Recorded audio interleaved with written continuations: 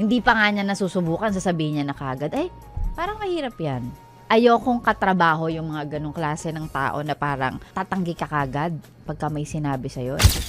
Gina G, galit na galit, gustong manakit. Hindi lang. Based on ano lang naman to, based on experience, no? Ayokong katrabaho yung mga taong may sinabi ka. Hindi pa nga niya nasusubukan, sasabihin niya na kagad, ay, parang mahirap yan.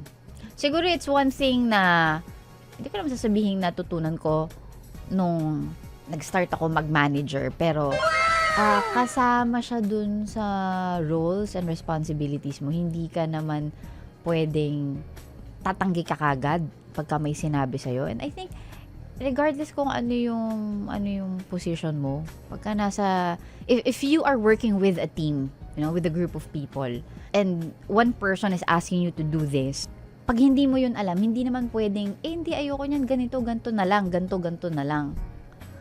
What if that thing your teammate is suggesting you is yun yung makakapagpabuti dun sa workflow or sa work environment nyo, and ikaw you're very resistant about it. So, diba, paano kayo magpo-progress? Paano kayo mag-move forward? So, it's very important na pag may sinabi sa'yo, can you learn this? Can you try this? Then try. Saka ka pag hindi siya nag-work, pagka sa tingin mo hindi okay, then saka ka mag-rebut na parang hindi po okay kasi ganito, ganyan. Ganun. Hindi yung pag may sinabi sa'yo, sasabihin mo kagad, pag may sinabi sa'yo, sabihin mo kagad, ay, hindi, ayoko niya, mahirap yan, hindi ko alam yan eh. Yun na nga yun eh. Pag sinabi mong hindi mo alam, madali kang mapalitan pag hindi mo alam ang mga bagay-bagay. Like I said, sobrang advanced na ng AI natin ngayon. Anybody can be replaced by AI and by those who know how to use AI. So, di ba? Yung mga ganyang bagay, dapat ano yan, dapat sinasabi nyo na sa mga, hindi naman sinasabi, but dapat yan yung isa sa mga bagay na na-realize natin. So, for you to be irreplaceable, dapat marami kang kayang i-offer. Wow! Irreplaceable! Ganon.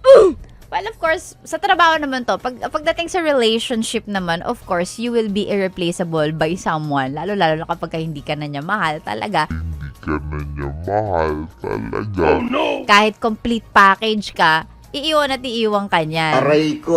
Parang parcel. You could be the perfect package, pero pag deliver ka sa maling address, hindi ka tatanggapin. Because hindi siya yung para sa'yo. Of course, it's two different things. But you know. Ano pang ginagawa mo dito, ha? Sinasabi ko na nga ba eh. Solid yes friends ka talaga. Dahil nandito ka na rin lang, sige na, mag-like at mag-comment ka na. Mag-subscribe ka na rin at i-click ang notification bell. Para mapasali ka sa mga kalokohan namin. Bawal na bawal mag-no dito, ha? Kasi yes to yes!